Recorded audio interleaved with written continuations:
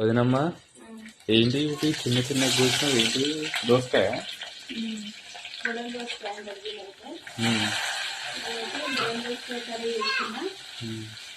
బుడంకాయ అంటారు కదా కొంతమంది.